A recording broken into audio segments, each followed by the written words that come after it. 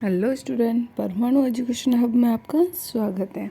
आज हम आपके लिए लेके आए हैं अर्धवार्षिक परीक्षा का प्रश्न पत्र। आपके किस तरह का आएगा और उसके कुछ मोस्ट इम्पोर्टेंट प्रश्न। कक्षा है हमारी 12 और विषय रहेगा हिंदी।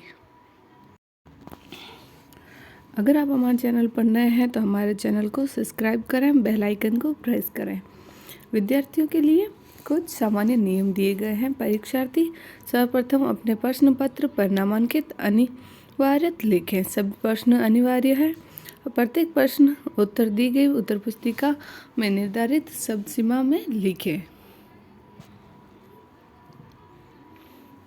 हमारा पहला प्रश्न है, निम्नलिखित अपठित गद्यांश को पढ़कर दिए गए प्रश्नों के उत्तर दीजिए और उत्तर सीमा 20 से 30 शब्द है। आपको ये गद्यांश दिया गया, इस गद्यांश को पढ़कर नीचे दिए गए प्रश्न यानी कि समाज के कल्याण के लिए मनुष्य को सर्वप्रथम क्या करना आवश्यक है और किसी देश को प्रशंसनीय बनाने में किन तत्वों का योगदान होता है। इन दोनों क्वेश्चन के आपको आंसर देने और ये दोनों दो नंबर के हैं। नेक्स्ट दिया गया प्रश्न संख्या 2, निम्नलिखित अपठित पद्यांश को पढ़कर दिए गए प्रश्नों के उत्तर दीजिए। इनकी भी शब्द सीमा है 20 से 30।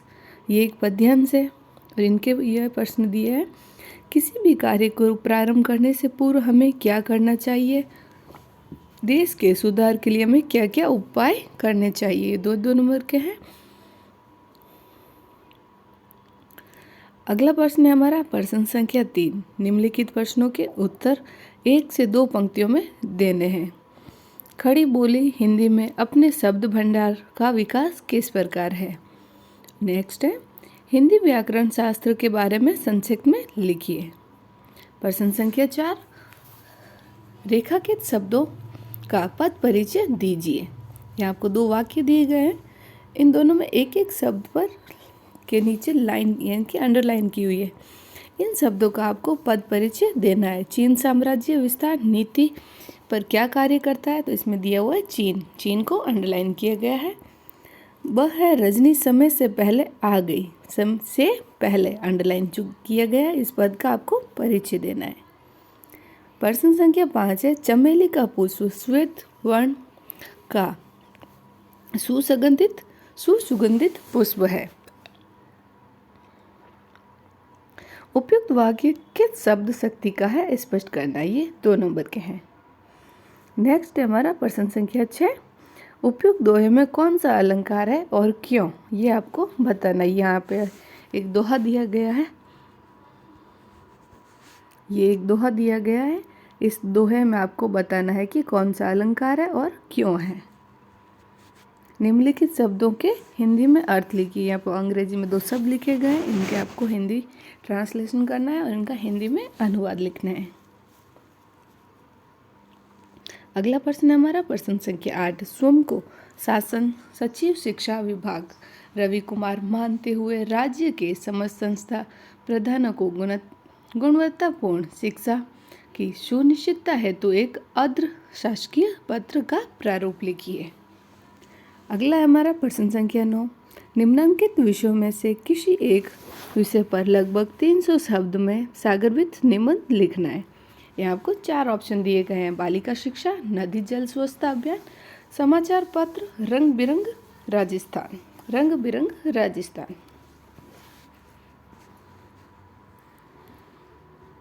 अगला है हमारा प्रश्न संख्या 10, निम्नलिखित पद्यांश में से किसी एक पद्यांश की सप्रसंग व्याख्या। यहाँ आपके पास ऑप्शन है।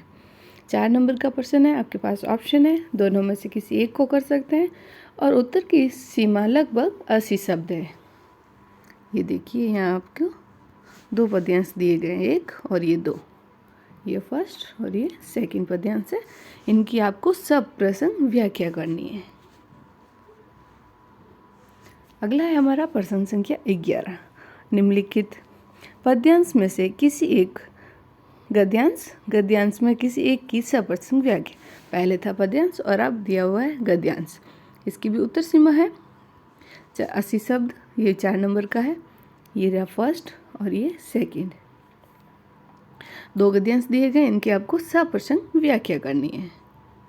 आपको बताना है कि इसमें गद्यांश में क्या बताया, इसका शीर्षक क्या है, ये सब। नेक्स्ट है हमारा प्रश्न संख्या 12। बाजार में एक जादू है, इस कथन को बाजार दर्शन अध्याय के आधार पर उचित उदाहरणों द्वारा स्पष्ट कीजिए। सीमा हो जाएगी इसकी 80 शब्द। ये आपके पास ऑप्शन है, आप दोनों में से कोई ये क्वेश्चन कर सकते हैं और ये 4 नंबर का है। किसी ऐसे ही क्षण में ऐसे ही ढेलों पर लदे हिमालयों से घिरकर ही तो तुलसी ने नी कहा था, कबू कहूँ है यही रहनी राय गो। इस कथन के आधार पर हिमालय के सौंदर्य का वर्णन करना है। नेक्स्ट है हमारा प्रश्न संख्या 23। कवि हरिवंश राय बच्चन की कविता आत्मपरिचय अपनी अस्मिता अपनी पहचान का बोध कराती है। उपयुक्त कथन का उदाहरण सहित व्याख्या करें और आत्मपरिचय कविता के आधार पर। अथवा में ऑप्शन दिया गया, आप दोनों में से कोई एक क्वेश्चन कर सकते हैं। नेक्स्ट हमारा प्रश्न संख्या 14। प्रेम भक्ति की अमृत धारा सूरदास के पदों में निर्बाध प्रवाहित हुई। ब्रह्मगीत अब पठितांश के आधार पर स्पष्ट कीजिए।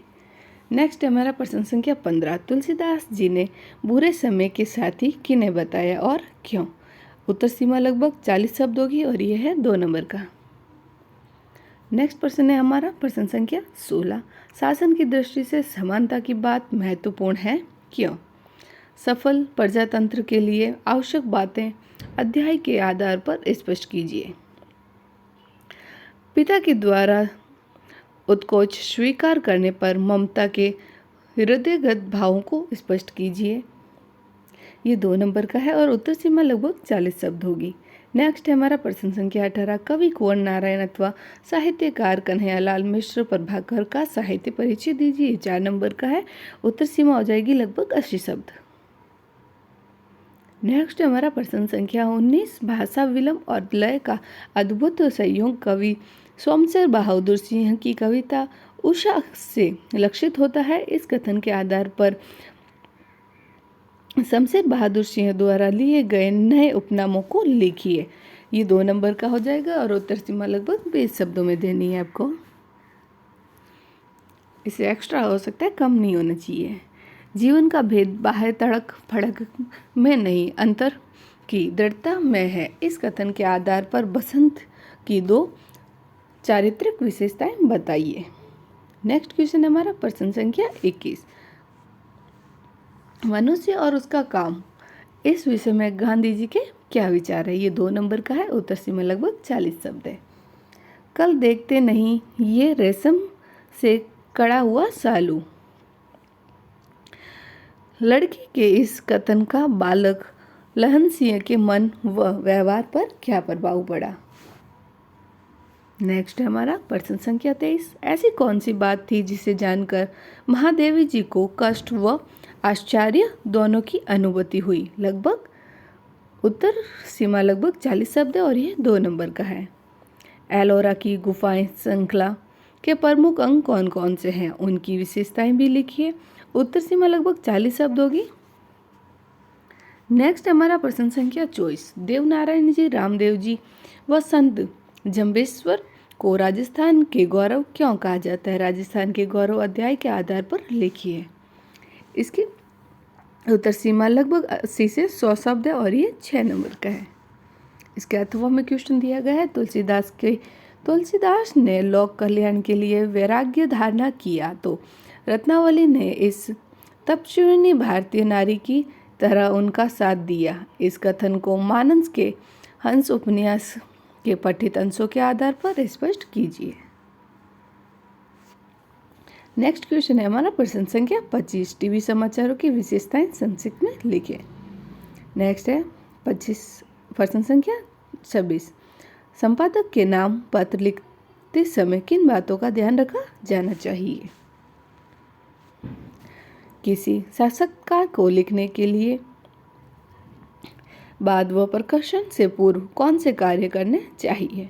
नेक्स्ट हमारा प्रश्न संख्या 28। यदि आपको पत्रकार बनना बनना पड़े तो आप किस प्रकार की पत्रकारिता करना चाहेंगे और क्यों।